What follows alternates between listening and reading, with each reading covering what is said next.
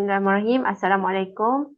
InsyaAllah petang ni kita akan adakan perbincangan mengenai tugasan yang kedua untuk khusus pentaksiran pembelajaran.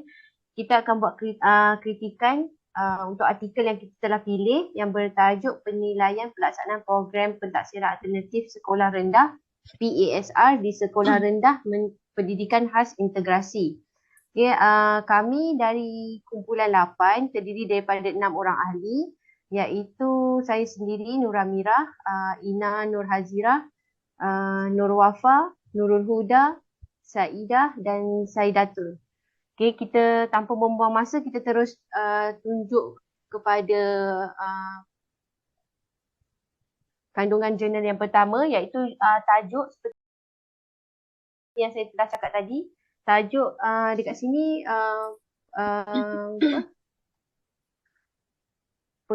penulis apa? Pengkaji. Jangan promo sangat weh. Pengkaji telah memilih tajuk Penilaian Pelaksanaan Program Pentaksiran Alternatif Sekolah Rendah PASR di Sekolah Rendah Pendidikan Khas Integrasi sebagai mereka punya tajuk jurnal lah. Okay. Kalau kita tengok dia punya patah perkataan ada 13 dan tahun keluaran jurnal ini adalah tahun 2020. Untuk kritikan, artikel ni adalah antara artikel terkini lah sebab dia 5 tahun ke belakang daripada tahun sekarang kan, 2022 kan. Lepas tu, hello, dengar ke? Dengar. Betul, dengar. Penggunaan tata bahasa dia pun tepat. Biasanya untuk perkataan pelaksanaan tu kadang-kadang orang ada terkeliru kan, perlaksanaan dengan pelaksanaan. Jadi diorang guna pelaksanaan. Betul kan Ina kan? Betul. Kalau pelaksanaan tu maksudnya hasil daripada kajian tu. Oh, dia selepas berlakunya kajian tu digunakan pelaksanaan. Kalau sebelum pelaksanaan ya? Ya, betul. Betul. Okey.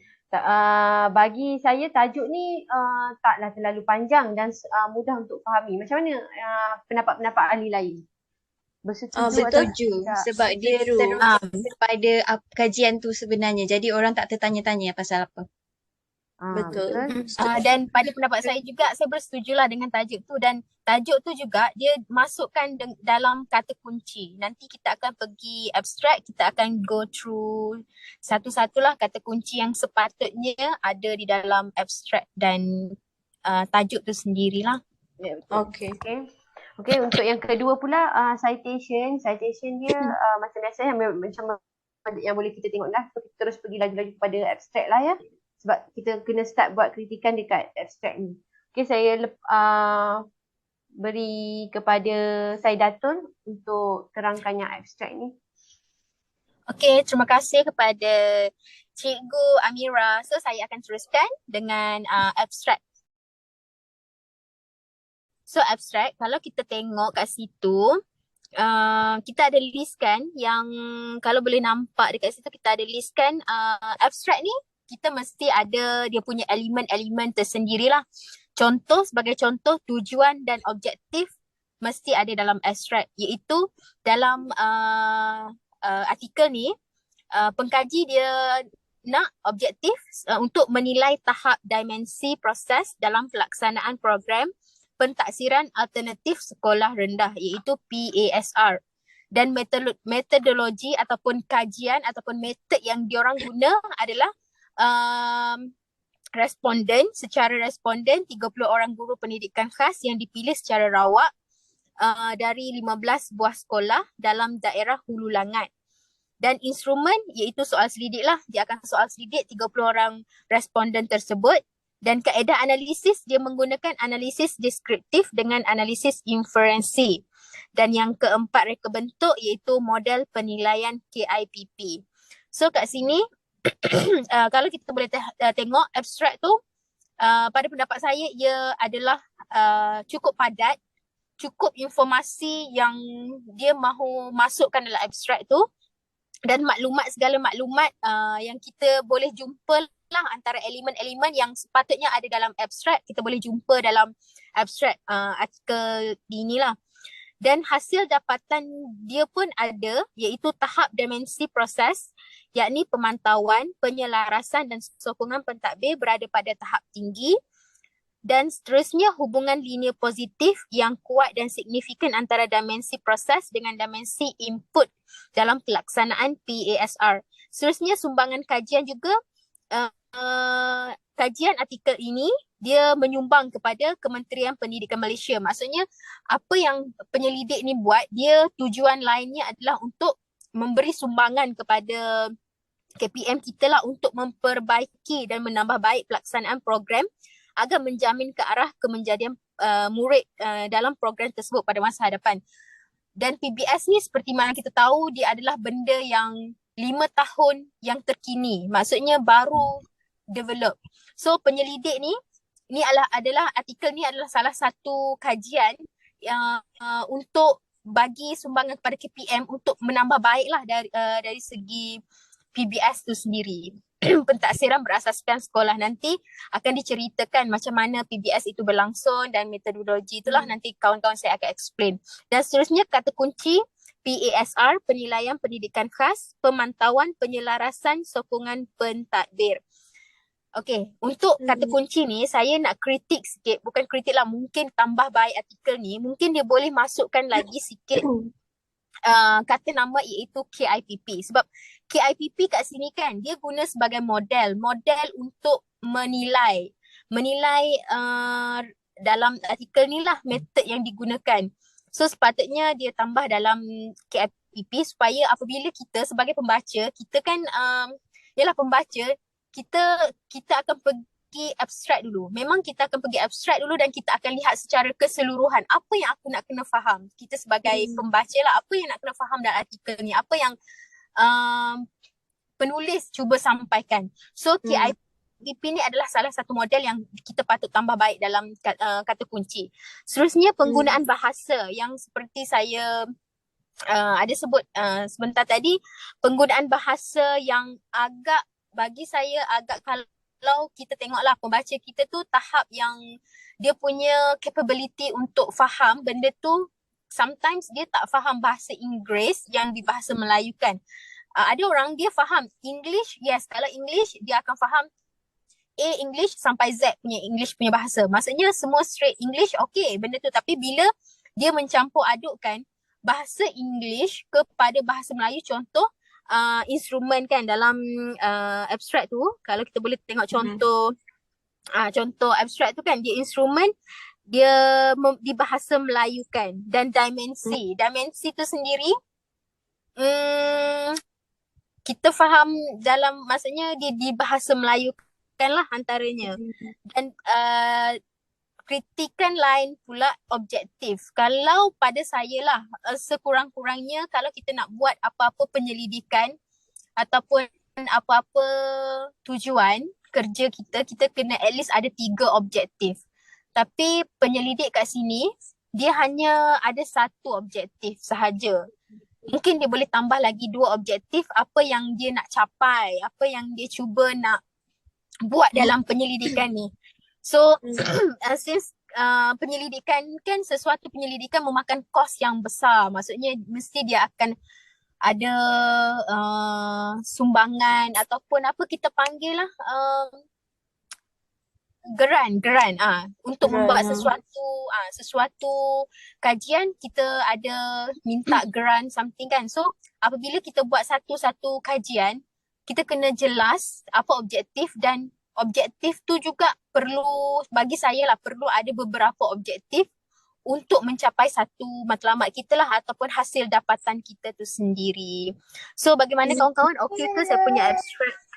Ada penambahkan ataupun bersetuju ataupun cadangan lain? Saya rasa penggunaan bahasa Inggeris dalam perkataan tu betul, setuju juga dengan Saidatul yang ada perkataan-perkataan yang tidak boleh terus direct ditranslate kepada bahasa Melayu, tetapi mungkin juga pengkaji sukar untuk menyampaikan maksud bila dia dimelayukan secara macam mana ya?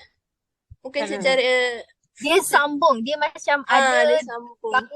gabungan campuran Macam dalam tu. satu Mungkin satu juga dia struktur ayat. pengkaji kena mencari penambahbaikan dekat situ lah. Dia memang macam instrumen tu mungkin ada alat kan. Kalau bahasa Melayu dia jadi sebagai alat. Tapi bila kita gunakan instrumen tu, alat tu dia jenis lebih general, lebih luas. Kalau instrumen tu mungkin kalau sebagai di bahagian penyelidik, dia lebih familiar lah dengan perkataan instrumen tu. Mungkin dekat betul. situ pengkaji boleh lebih berat lah atas kritikan tu kan. Itu sajalah.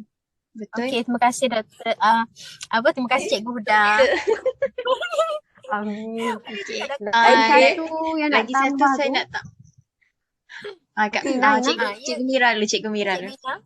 lagi satu saya nak tambah silakan. pasal macam biasanya kalau kita baca kalau kita baca tengok rujukan-rujukan artikel, jarang sebenarnya nak jumpa sumbangan kajian tu. So kena bagi kredit pada artikel yang kita dapat lah, pengkaji ni lah, sebab dia dapat nak berikan sumbangan kajian tu kan kepada KPM. Biasanya betul.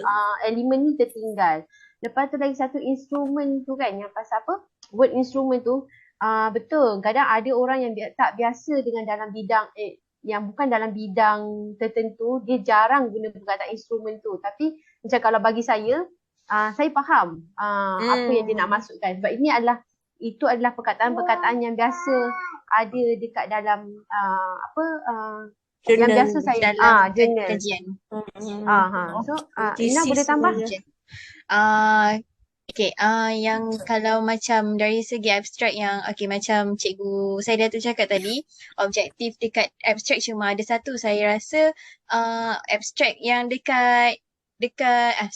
objektif dekat abstrak tu dia letak yang paling utama sekali. Yang paling utama sekali, yang memang yang itu yang dia nak fokuskan sebenarnya.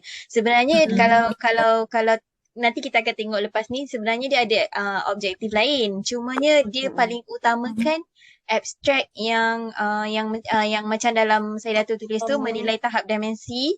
Itu yang paling utama yang ditekankan dalam abstrak tu. Supaya kalau pembaca akan baca abstrak tu, so dia akan faham, rupanya dia nak cari tu. Tapi sebenarnya kat dalam kajian ni ada lagi objektif lain. Cuma objektif tu menyokong kepada objektif yang dekat abstrak tu. Okey, faham tak? Dapat tak?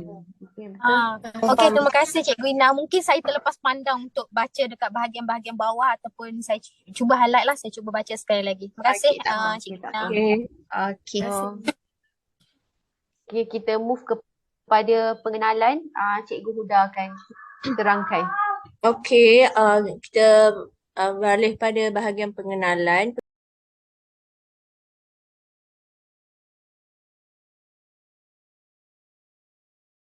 Pengenalan ni kita lebih jelas untuk menerangkan apa isu yang pengkaji nak kaji. Dia akan keluarkan isu problem statement di dalam pengenalan ni. Dia ada beberapa ada macam, sebab dia ada dipecahkan kepada elemen 3 elemen dalam tu. 3 tajuk kan. Hubungan dimensi proses dan dimensi input kan. Jadi isunya dipecahkan kepada 3 bahagian lah. Saya baca sikit lah saya tak baca semua. Isu pertama adalah berkaitan dengan beban tugas guru, faktor utama lepas tu isu ketidakakuran dalam pelaksanaan pentaksiran, isu pihak pentadbir yang kurang berkeyakinan dalam pelaksanaan PBS, kekurangan pengalaman, penekanan latihan. Lepas tu juga menceritakan pasal peruntukan yang diberi kepada KPM, dan KPM perlukan satu output lah, hasil yang boleh dapat digunakan oleh KPM, kerana KPM telah mengeluarkan kewangan untuk mendapatkan hasil kan. KPM nak nampak hasil tu. Okay. So saya cerita pasal dia punya kritikan lah ya. Okay, pengkaji mengulas tentang kepentingan penambahbaikan sistem pendidikan negara ke arah yang lebih baik atas dasar pentingnya pendidikan sebagai penyumbang kepada pembangunan dan pertumbuhan ekonomi sebuah negara. Okey, ia amat bertepatan dengan tajuk yang membuat penilaian PASR. PASR. Okey. Pengkaji menekankan tentang penambahbaikan sistem pentaksiran pendidikan Malaysia dengan mengambil contoh pelaksanaan di negara-negara lain. Ia sangat bagus kerana ia memberi idea kepada pembaca tentang pentaksiran di negara lain. Pengkaji menyenaraikan cabaran-cabaran yang dihadapi oleh guru dalam pelaksanaan PBS dan juga menyentuh tentang isu dan masalah pelaksanaan dan pentadbiran PBS. Ini yang saya cakap tadilah, pasal isu beban guru, pasal isu kemahiran guru, pasal keyakinan guru dan lain-lain lagi. Namun begitu, pengkaji tidak memperolehi sumber rujukan yang khusus untuk isu dan masalah PASR. Maka dapatan kajian lebih mengenai pelaksanaan PBS di kalangan guru menjadi sumber rujukan utama dalam mengetengahkan isu dan masalah pelaksanaan PASR di kalangan guru pelaksana.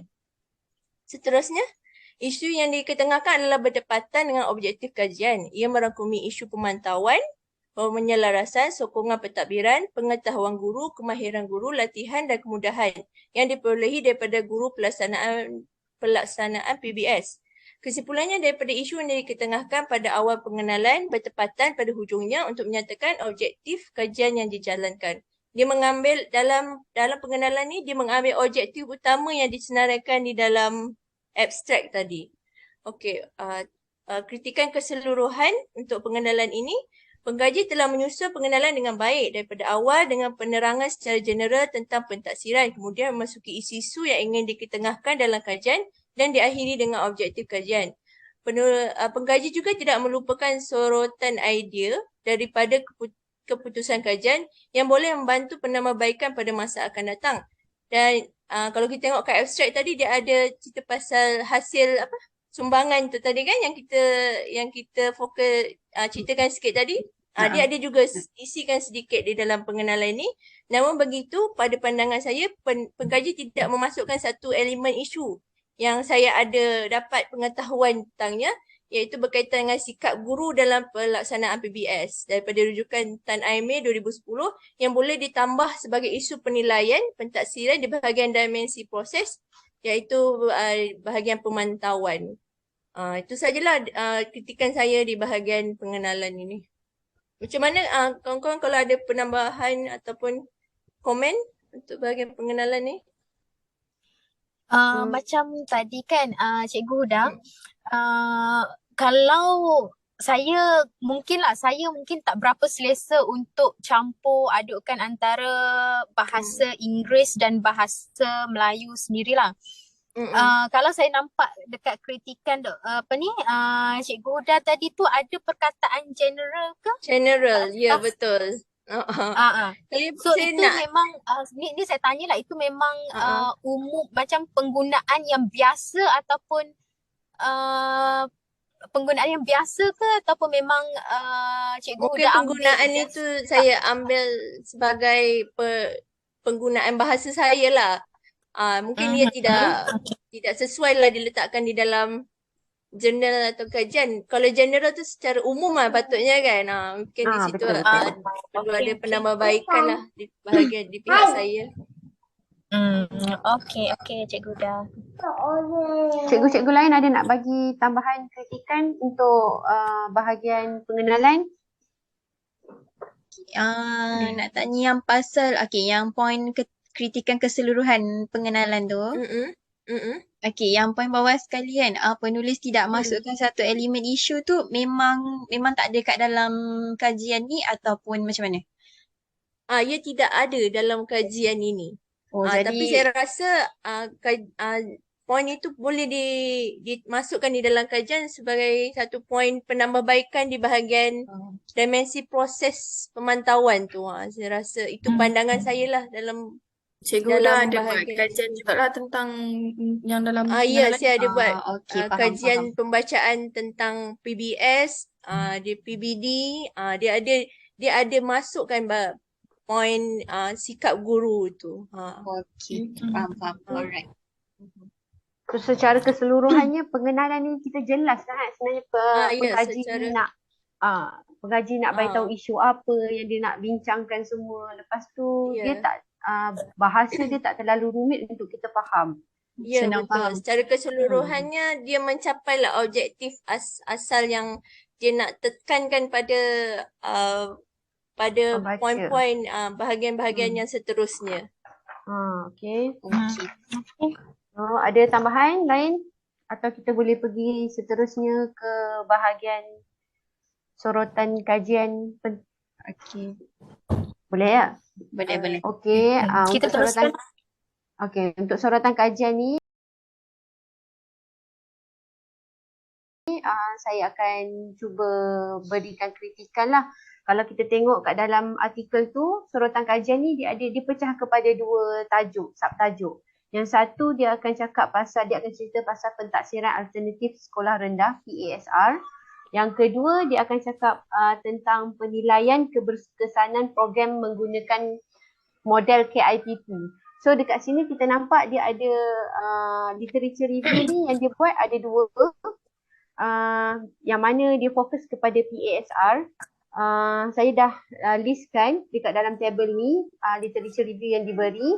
So sebagai dia punya kritikan, nombor satu, pengkaji menggunakan sorotan kajian yang bertepatan dengan tajuk. Dia tak lari daripada tajuk sebab tajuk dia pun sendiri memang nak menekankan pentaksiran alternatif kan. So memang itu yang dicerita yang dia buat yang dia buat kat dalam, yang dia tulis kat dalam sorotan kajian ni. Lepas tu yang kedua, dia mulakan sorotan kajian ni dengan menulis perkara asas berkaitan dengan PASR.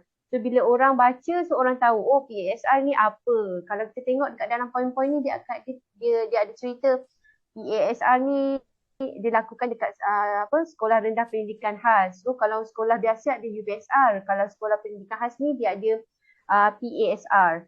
Lepas tu dia ada juga cakap perbezaan UPSR dengan PASR tu. Lepas tu PASR tu ada apa kandungan intipati dekat dalam PASR tu pun dia ada cakap ProKas 1, ProKas 2. So banyak info yang diletakkan dekat dalam bawah topik ni. Seterusnya pengkaji menulis isi dengan sebutan yang jelas dan mudah untuk pembaca faham. Sebagai cadangan untuk menambah baik penulisan sorotan kajian ni, saya lebih suka kalau kalau pengkaji dia letakkan gambar rajah yang ringkas supaya bila pembaca tengok, oh ini yang dia nak terangkan. Sebab setiap pembaca tu dia ada, kadang-kadang ada jenis pembaca yang tak suka tengok banyak sangat teks kan. Dia lebih suka pergi kepada graf. So benda ni kena balance supaya kita boleh tarik semua crowd untuk baca kita punya paper kan. Contohnya boleh ke bawah sikit. Saya ada buat dua gambar rajah. Boleh besarkan ke? Satu dia nak tunjukkan PASR tu dia duduk dekat bawah mana, sebab dekat dalam literature review ni dia ada terangkan tau. PASR ni dia duduk dekat bawah pentadbiran pusat. So kalau dia buat gambar rajah macam ni, kita boleh nampak macam PBS ni dia dinilai pentaksiran ni dia ada dua. Satu akademik, satu yang bukan akademik. So yang akademik dia ada dua juga lagi pecahan bawah dia, iaitu PBD dengan pentaksiran pusat. So PASR ni dia duduk dekat bawah pentaksiran pusat ni. So bila kita nampak macam ni, so orang macam mudah untuk tangkap tau. Macam okey, jelas. Sekarang ni dia tengah cerita pasal poin-poin ni.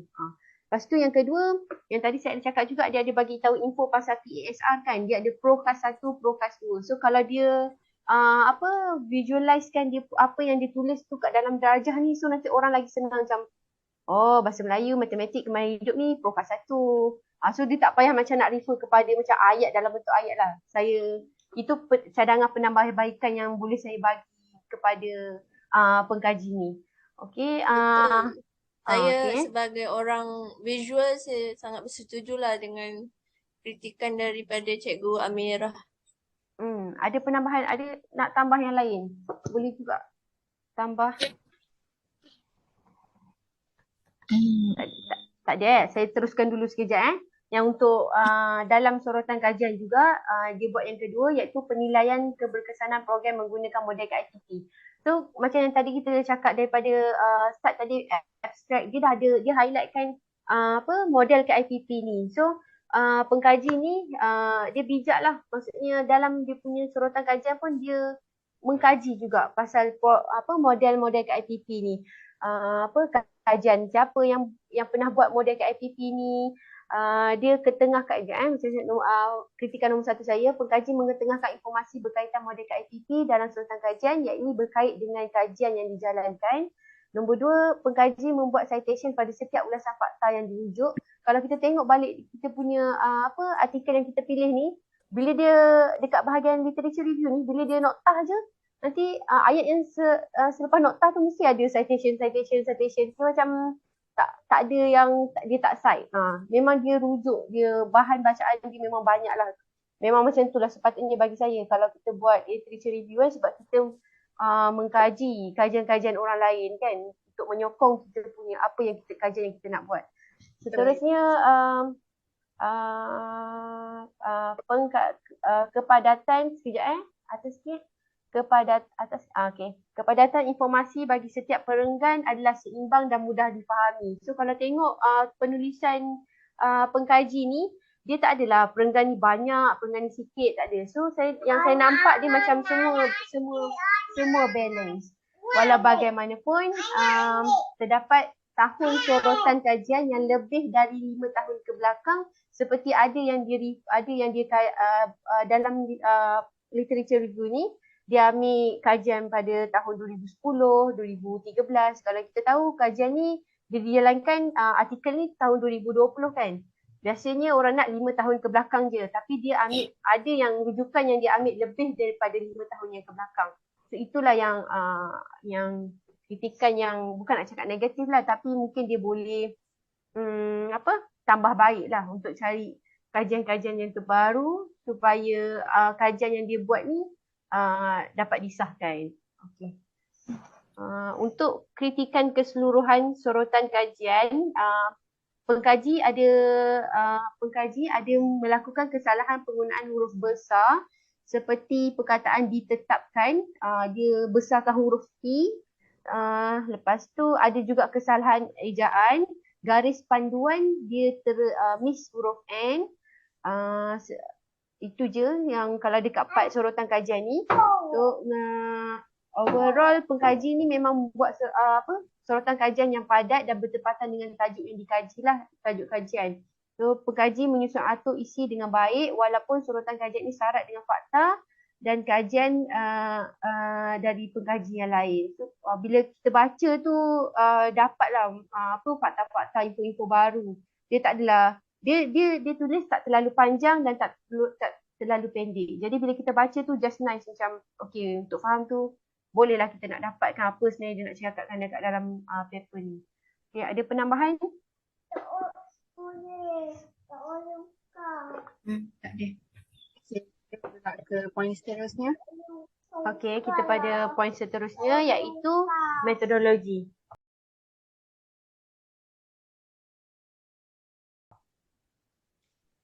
Okey, untuk metodologi bagi kajian ini, dia ada kajian kuantitatif berbentuk deskriptif dan menggunakan soal selidik macam dalam abstrak tadi. Okey, dan kalau tengok reka bentuk kajian ni, dia pengkaji ni dah gunakan kaedah tinjauan yang bersesuaian, iaitu guna soal selidik. Dan tujuan diguna soal selidik tu pun pengkaji tu dah tulis kenapa nak guna soal selidik ni. Okey, lepas tu dari sampel kajian, dia melibatkan 30 orang guru tahun 6 pendidikan khas integrasi. Macam yang dekat dalam ekstrak pun tadi ada dah diberitahu. Dan sampel kajian kalau ikutkan, kalau 30 orang ni jumlah responden ni bersesuaian sebab ini adalah untuk kajian awal. Dia bukan kajian yang sebenar lagi. Okey, lepas tu pengkaji tu pun ada juga nyatakan tujuan kajian ini dilakukan. Kajian awal ini dilakukan. Sebab apa? Sebab kita nak tahu dia punya alat kajian tu, soal selidik, instrumen-instrumen dalam soal selidik tu boleh digunakan atau tak. Okey, seterusnya instrumen kajian pula. Okey, dekat dalam instrumen kajian ni, macam yang kita tahu, dia dekat dalam soal selidik tu dia akan terangkan ada setiap bahagian dalam soal selidik tu digunakan macam mana untuk indikator jawapan kepada responden. Lepas tu dia akan dibagi tahulah kenapa kena guna instrumen tu.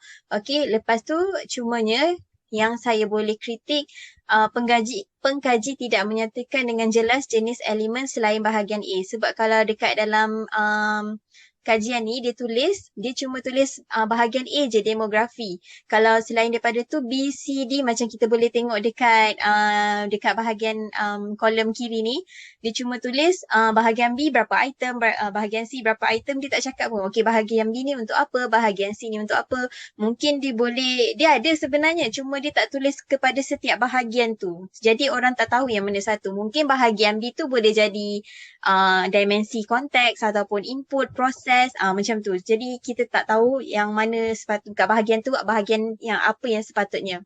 Lepas tu, okey, pengkaji tu juga dia menyatakan indikator yang digunakan. Okey, maksud indikator macam pengkaji tu menggunakan skala Likert 5 point. Okey, sangat tidak setuju, dan seterusnya.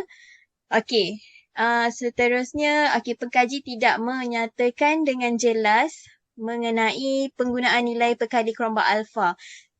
Sebab kat dalam tulisan-penulisan ni, pengkaji cuma nyatakan sikit je ayat dia, kebolehpercayaan instrumen soal selidik yang dihasilkan dengan menganalisis nilai perkali kerombak alfa. Dia cakap yang tu je, dia tak jelaskan yang sedalamnya yang sepatutnya lah. Jadi macam, kenapa kena guna kerombak alfa? Kenapa sesuai dijalankan? Kalau kajian lepas, dia cakap kerombak alfa ni sesuai untuk digunakan. Tapi dia dekat dalam kajian pengkaji ni sendiri dia tak nyatakan kenapa. Okey, jadi pengkaji kena letak dekat situ lah. Kena jelaskan. Lepas tu seterusnya, pengkaji menyatakan definisi beberapa perkataan dengan mudah. Okey, definisi perkataan ni contoh, kesahan bermaksud apa? Dia menyatakan maksud kesahan, dia menyatakan maksud kebolehpercayaan instrumen. Ada lagi kat dalam penulisan kajian ni. Seterusnya, pemilihan pakar yang mempunyai pengalaman melebihi 5 tahun dan mempunyai pengetahuan yang luas dalam bidang pendidikan. Jadi itu yang seharusnya lah kalau nak buat kajian soal selidik, kena tanya dengan pakar. Dia tak boleh buat macam tu sahaja. Okey, seterusnya dekat kaedah analisis data. Okey, pengkaji ni dia ada cakap dekat dalam kajian ni dia menggunakan SPSS sebab dia nak cari kebolehpercayaan instrumen tu bagi mendapatkan nilai perkali kerombak alfa. Okey, lepas tu, jadi maksudnya pengkaji ni dia nyatakanlah software yang dia gunakan dalam nak menganalisis data soal selidik ni.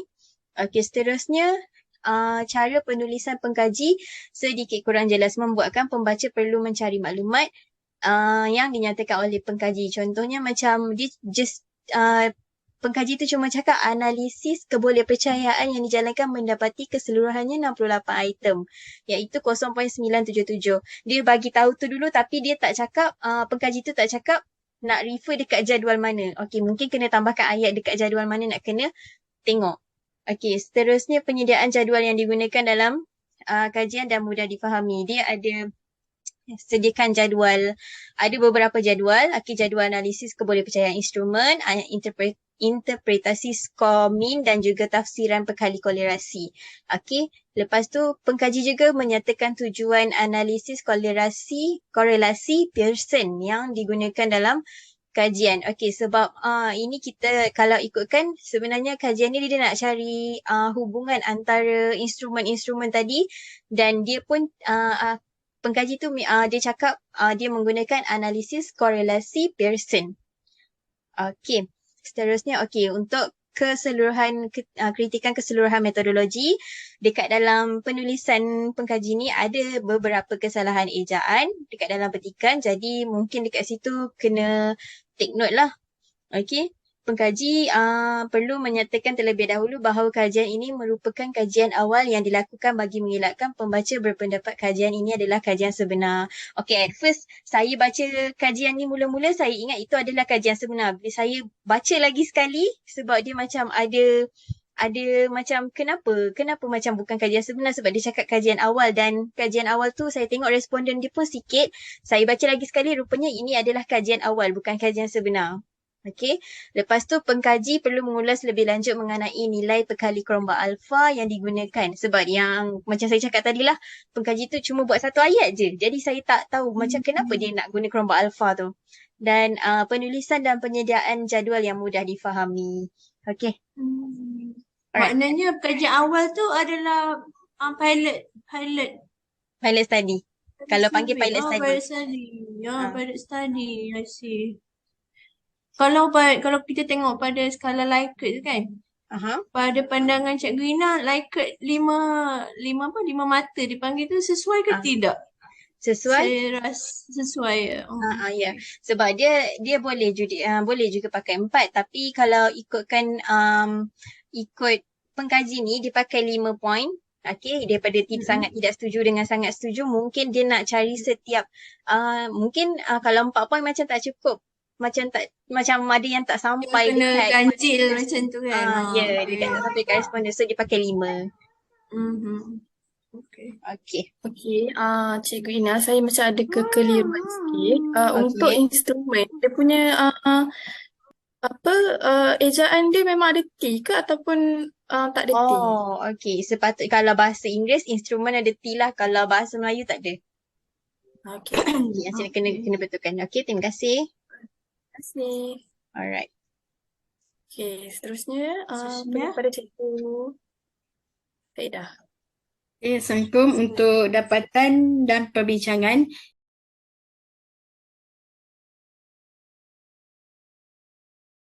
dapatan kajian dia ada 2, analisis tahap dimensi proses dalam pelaksanaan PASR dengan analisis hubungan tahap dimensi proses dengan dimensi input dalam pelaksanaan PASR. Okey, untuk kritikan yang dapatan pertama, pengkaji telah menyelarai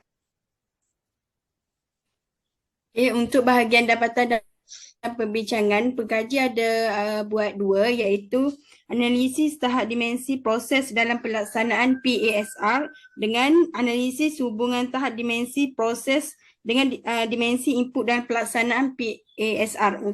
Okay, untuk kritikan dapatan kajian yang pertama, pengkaji telah menyelaraikan kesemua hasil dapatan kajian yang diperolehi hasil daripada soal selidik yang dijalankan. Yang kedua, pengkaji juga telah membuat jadual untuk menunjukkan hasil dapatan kajian yang akan memberikan kefahaman kepada pembaca.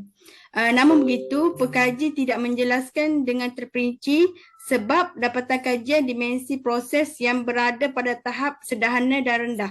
Dalam dapatan ini, pengkaji hanya tulis sebab dimensi proses yang berada di tahap tertinggi sahaja. Tapi pengkaji tidak bagi tahu kenapa dimensi proses berada pada tahap rendah dengan sederhana. Untuk perbincangan, saya rasa perbincangan ini ada bagus kerana pengkaji menumpukan cara untuk meningkatkan kualiti guru dalam pelaksanaan PASR sejajar dengan isu yang dikaji. Namun begitu, hanya 3 penyelidik sahaja yang pengkaji beri dalam perbincangan untuk analisis tahap dimensi ini. Untuk dapatan yang kedua, bawah sikit. Okey. Okey, untuk dapatan analisis hubungan tahap dimensi proses dengan dimensi dalam pelaksanaan PASR, hasil dapatan kajian yang pengkaji tulis sangat ringkas yang boleh mengelirukan pembaca. Yang kedua, pengkaji telah membuat jadual yang lengkap untuk menunjukkan hasil dapatan kajian. Baguslah, sebab kalau ada jadual ni, pembaca tak payah baca lah, dia boleh tengok jadual. Manakala pengkaji juga menerangkan hubungan tahap dimensi proses dengan dimensi dalam pelaksanaan PASR dengan sangat jelas dan mudah difahami, iaitu ayat pengkaji, iaitu kalau ada hubungan kan dia akan ada semakin. Maksudnya pengkaji dia buat dia buat dapatan dia yang baiklah, iaitu semakin kerap pemantauan, penyelarasan dan sokongan yang diberikan oleh pihak tabir, maka semakin tinggi pengetahuan, kemahiran, latihan dan kemudahan. Namun begitu, ayat terdapat kemungkinan yang pengkaji letak dalam dapatan kajian boleh mengelirukan pembaca, iaitu pembaca akan was-was lah sebab ada tahap dia tulis perkataan kemungkinan. Manakala untuk pembincangan, pengkaji sangat dibuat dengan sangat jelas. Manakala sorotan yang pengkaji masukkan dalam pembincangan untuk bahagian ni juga banyak. Manakala untuk kritikan keseluruhan kajian dapatan dan perbincangan, pengaji ada melakukan kesalahan penggunaan huruf besar yang salah, iaitu ditetapkan huruf P itu huruf besar, dan penggunaan jarak yang salah, iaitu tanggungjawab. Sepatutnya tanggungjawab tu dia rapat. Selain itu, pengkaji juga tidak meletakkan analisis demografi responden di dalam kedua-dua hasil dapatan kajian ini. Pengkaji juga tidak meletakkan tanda noktah pada akhir ayat yang telah mengelirukan pembaca, iaitu skor antara 3.67 hingga 5.00. Lepas tu dia terus ayat baru tanpa ada noktah. Untuk keseluruhan dapatan kajian ini sangat mudah dan mudah untuk difahami oleh pembaca lah, kerana penggunaan laras bahasa dia sangat simple dan ringkas. Manakala struktur ayat juga tidak berpanjangan dan jelas dengan tujuan utama dapatan kajian. Pengkaji juga telah menyelaraikan hasil dapatan kajian dengan sangat tepat. Itu sahaja untuk kritikan dapatan kajian dan pembincangan. Ada apa-apa penambahan atau kritikan lain? Okey, untuk saya setujulah dengan pendapat Cikgu Saidah tadi tentang hasil dapatan kajian yang ditulis terringkas yang boleh mengerikan pembaca. Kalau pembaca dia bukan di kalangan pengkaji, so yang nombor-nombor ni memang susah difaham lah. R tu apa kan, P tu apa. Betul. So kita tak dapat trace benda tu. Betul. Ada pendapat daripada yang lain? Maknanya kan dekat sini dimensi kedua-dua tu daripada dapatan kajian dia menggabungkan kedua-dua dimensi ya, Cikgu Saidah. Betul okey. Dia tengok hubungan antara dimensi proses dengan dimensi input. Okey. Okey, kita terus ke kandungan yang seterusnya. Okey, untuk kesimpulan pula, bagi saya ialah kesimpulan dia terlalu mudah dan orang kata terlalu pendek dan mudah lah macam tu. Okey, antara kritikannya lah, kaji telah menyimpulkan hasil dapatan di mana tahap dimensi proses lebih tinggi berbanding dimensi input, di mana dapatan menunjukkan tahap dimensi proses adalah tinggi serta terhadap hubungan linear positif yang kuat antara dimensi proses dan dimensi input.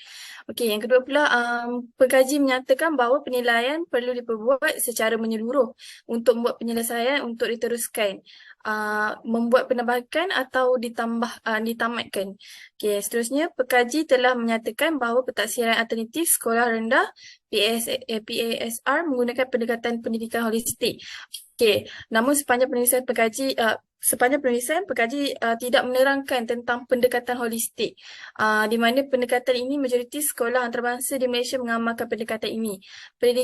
Pendidikan holistik ialah pendekatan yang berasaskan daripada idea bahawa kanak-kanak perlu diajar dengan cara yang lebih menarik dan menyeronokkan untuk mereka mudah memahami apa yang mereka pelajari. Okey, seterusnya, pengkaji juga telah mencadangkan bahawa semua pihak yang wajib berperanan melakukan sesuatu tindakan jauh lebih awal dalam pelaksanaan pentaksiran terutama PBS secara efektif.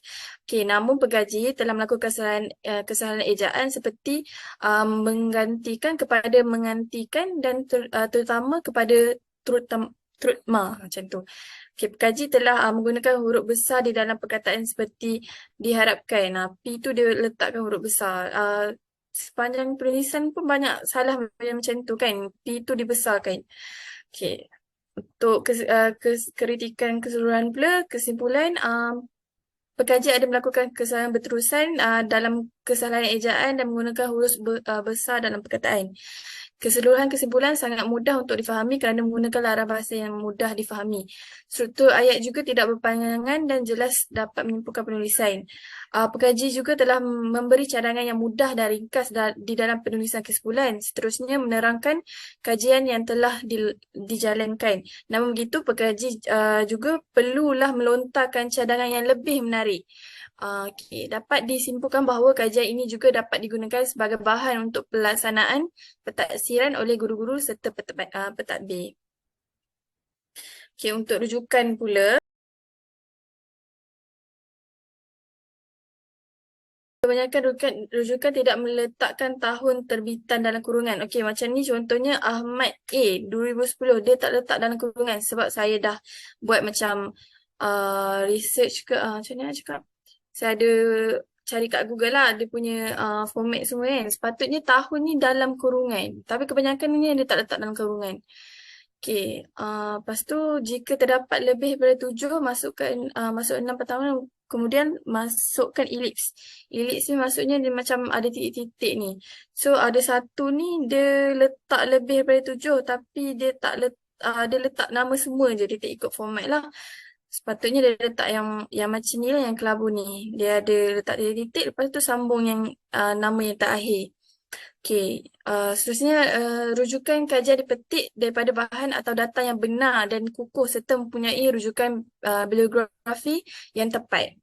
Okey, itu saja daripada saya. Ada cadangan atau penambahbaikan ke daripada cikgu-cikgu yang lain? Macam mana? Cikgu Ina, Cikgu Saidah, Cikgu Huda dan Cikgu Saidatul ada nak tambah? Bagi saya tambah sikit. Kalau untuk kesimpulan tu, biasanya kalau dalam artikel kita kena ada 4 benda, iaitu dia kena menterjemahkan, menyimpulkan balik apa kesimpulan berkaitan tujuan kajian dia. Lepas tu dia kena ada state dekat situ sumbangan kajian dia ni untuk siapa. Dia macam dia hampir sama macam abstrak, tapi dia lagi dia tak sedetail abstrak, tapi dia lagi mudah lah. So itu yang kedua. Dan yang ketiga, dia perlu ada cadangan penambahbaikan. Dan saya rasa artikel ni tiga-tiga tu dia ada letak dekat bahagian kesimpulan. Cumanya yang perlu dibaiki adalah seperti huruf-huruf kesalahan ejaan, kesalahan ejaan huruf besar semua tu kan. Mungkin penulis pengkaji boleh. Tapi bagi saya lah, kesimpulan tu bila dibaca dia terlalu umum. Dia tak ada bagi cadangan yang lagi menarik ke macam tu. So itu boleh dijadikan sebagai penambahbaikan lah untuk pengkaji ni. Okey, ada tambahan lain? Okey, tak ada. Saya setuju dengan Cikgu Mira. Seperti yang cikgu-cikgu maklum, PASR ni dia telah dimasukkan di sama tahun dengan UPSR pada tahun 2020 tak silap saya. 20 ke 21? 21. Jadi jurnal ni pada tahun 2020, saya rasa hasil daripada jurnal ni kalau kita tengok pada kesimpulan tu dia boleh nampak tak? Dia cakap sama ada PSR nak diteruskan ataupun perlu ditambah baik ataupun ditamatkan. Saya rasa hasil daripada kajian jurnal ni telah digunakan oleh KPM untuk menamatkan PASR. Mungkinlah saya rasa dekat bahagian itu. Betul-betul. Betul-betul. Okay. Lagi satu. Dia dah ada penyelesaian lah. Lagi satu dekat kandungan rujukan, saya rasa jurnal yang kita pilih ni adalah jurnal keluaran UKM tu kan? UKM. Dia UKM. So sebenarnya yang kurungan tu mungkin untuk yang lain kot, sebab baru dia check. Kalau yang rujukan berdasarkan yang UKM, memang diorang punya style tahun tu tak ada tak ada kurungan. Tak ada kurungan. Dia memang macam ni. Kalau tengok keseluruhan rujukan ni pun, kalau tengok dia satu paper yang tak panjang pun, tapi rujukan dia memang sangat-sangat banyak. Which is good lah kan, bagus lah kan. Sebab lepas tu kalau kita tengok betul-betul tajuk-tajuk yang rujukan-rujukan yang dia pilih ni menepati tajuk kajian yang pengkaji ni buat. Betul ke? Ya, betul-betul. Okay. Jadi kita terus kepada kritikan keseluruhan jurnal lah.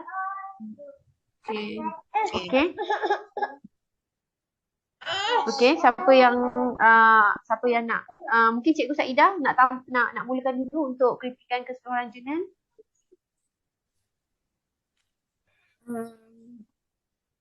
Okay. Bagi saya nak tambah yang kritikan untuk abstrak tadi. Saya rasa yang abstrak tu pengkaji dia tak letakkan kaedah kajian iaitu kuantitatif kan, dia orang gunakan yang soal sidik. Perkataan kualitatif tu dia orang tak letak dalam abstrak, so pembaca ni tak tahu, dia letak yang deskriptif tu kan, tapi kebanyakan pembaca dia tak tahu deskriptif tu kuali ke kuati. So di situ ada mengelirukan lah sikit. Betul. Kalau nak pembaca nak tahu tu kuali ke kuati, pembaca kena pergi kat metodologi. Sepatutnya abstrak tu dia membincangkan keseluruhan artikel ni, tapi benda tu tak ada, so dia macam mengelirukan pembaca itu sendiri lah. Dia ada ketinggalan point lah. Kalau untuk keseluruhan ni saya rasa itu untuk tinggal. Itu lah pendapat saya. Tambahan Cikgu Huda?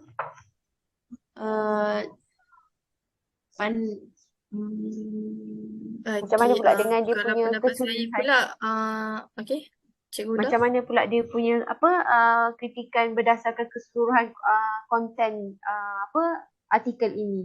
Adakah dia benar-benar menceritakan kajian yang pengkaji ni buat? Kalau ikut pada isi dia, keseluruhannya dia menepatilah